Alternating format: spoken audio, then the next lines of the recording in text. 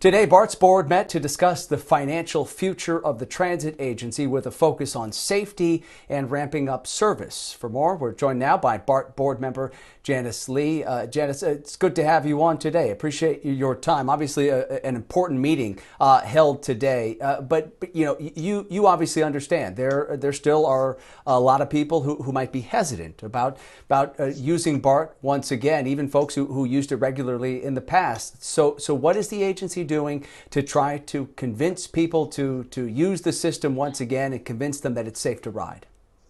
Absolutely. Thank you so much for having me here today. So at Sure. today's BART board meeting, we had an update around our budget as we get ready to pass our next year's budget. The numbers are rough. We were just presented with numbers that show that starting fiscal year 2020 and over these 3 years, we're coming to a 1 billion under revenue loss based on pre-COVID numbers. So the loss is really huge, but we know that our riders want to come back. I hear so much from so many people how much they miss BART and how it's part of people's normal routine. And we know that we need to bring our riders back. So what are we doing to do it? We have been doing a really great job. Our frontline workers have been doing such a great job in making sure our system is safe for riders to return. We are running really good, high quality service so that there's enough room for people socially distance. And the numbers, come to bear, right? We've had 0 COVID deaths and only about 150 positive cases amongst our employees. And we are using the best practices, using the top level science to make sure our system is safe for you, our riders, our employees, and the general public.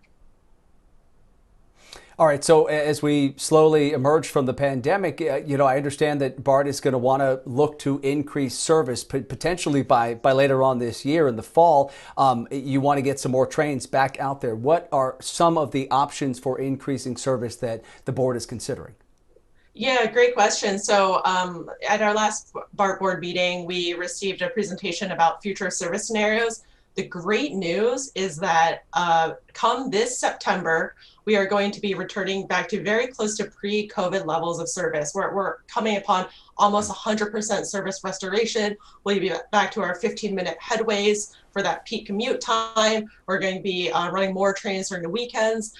So whether you're, going back to work a couple days a week or you're trying to catch an A's game, BART's going to be there for you, and we want you back, and we've got great service for you.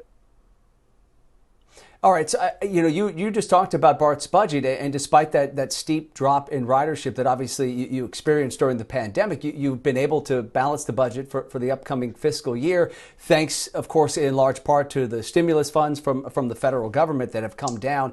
But what happens if not enough BART riders return to using the system and you don't get that revenue from those riders?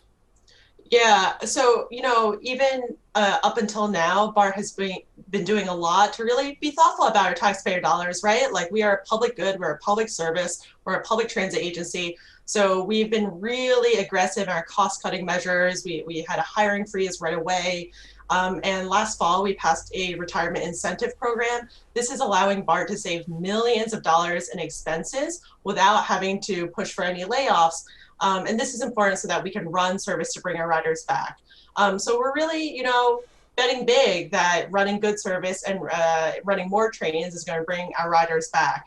And we know that we are being boosted by a lot of federal dollars that are coming in to allow us to balance our budget.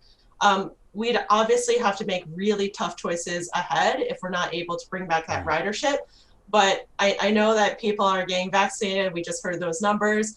We know that people are Yeah. eager to spend time and go to ball games and go to events and spend time with their family and their friends. And we want BART to be there for you, and we want you to come back to ride.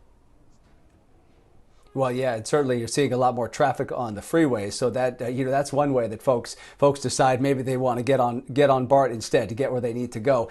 Finally, here before I let you go, I know that BART had a fare hike scheduled to take effect, or does have a fare hike that's scheduled to take effect in January of next year in 2022. What's the likelihood that that is going to get pushed back? Yeah, so BART is already planning on postponing any kind of fare hike. These fare hikes are things Okay. that we've already decided as part of inflation-based fare increases. but recognizing the situation, the fact that folks are really trying to save every dollar they can. We know that transportation costs are part of that. We want to be very rider centered at BART. And so we're looking at postponing that fare hike. And we're also looking at, doing some promotional discounts and other things to really bring our riders back. And, on the BART board, that's something that I absolutely am pushing for, because we want you to come back to BART, and we know we have to incentivize that. Yeah, absolutely. You have to entice folks to come back, but certainly it's a great way to get around the Bay Area. Really appreciate you coming on and having the conversation. That's BART board member Janice Li. Thanks for doing it. Thank you so much.